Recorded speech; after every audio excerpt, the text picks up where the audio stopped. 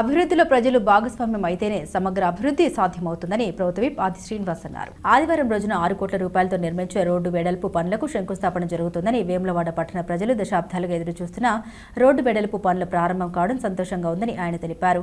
వేములవాడ పట్టణంలోని క్యాంపు కార్యాలయంలో జరిగిన కాంగ్రెస్ పార్టీ ముఖ్య కార్యకర్తల సమావేశంలో ఆది శ్రీనివాస్ మాట్లాడారు. రోడ్డు వెడల్పు సందర్భంగా ఇల్లు కోల్పోయిన వారి త్యాగం విలువ కట్టలేదని రాష్ట్ర ప్రభుత్వ ప్రణాళిక ప్రకారం నష్టపరిహారం కూడా భూసేకరణ చట్టానికి లోబడి చెల్లించినట్లు వివరించారు. రాజనాలయంతో పాటుగా పట్టణాన్ని అన్ని రంగాల్లో ముందుకు తీసుకెళ్తున్నామని ముఖ్యమంత్రి రేవంత్ రెడ్డి గతంలోనే వీటికి శంకుస్థాపన చేసిన విషయాన్ని గుర్తు చేశారు.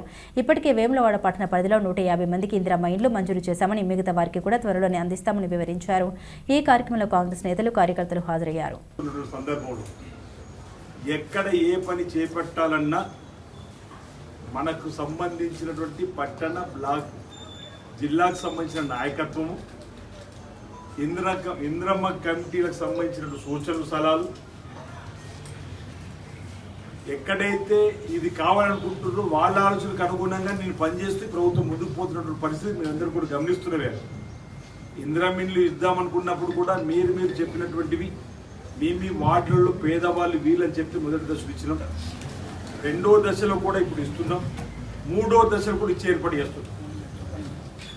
ఈ పట్టణంలో ఈ సుమారు కార్యక్రమం పేదలు చిరకాలంగా చూసినట్టు మనం చేసుకునే సందర్భం చేసే ప్రయత్నం చేస్తామని మాట సందర్భం చెప్తుంది.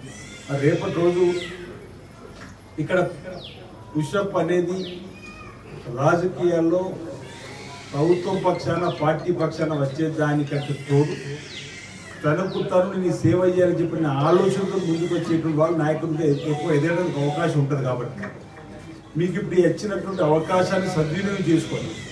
మీ కార్యంలో మీరు ఎదగడానికి కోసం ప్రయత్నం చేయమని ఈ సందర్భంగా విజ్ఞప్తి చేస్తున్నాను. మీకు నేను తోడుగా ఉంటాను, మాట ఇచ్చినా ఉంటున్నా, ఏ ఇబ్బంది వచ్చినా ఆ ఇబ్బంది అధిగమించడం కోసం ప్రయత్నం చేద్దాం.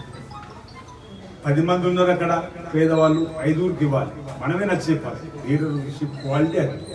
అవునమ్మా, మీరు 10 మంది ఉన్నారు, మా దగ్గరకు వచ్చిన 5గురు ముందిస్తున్నారు.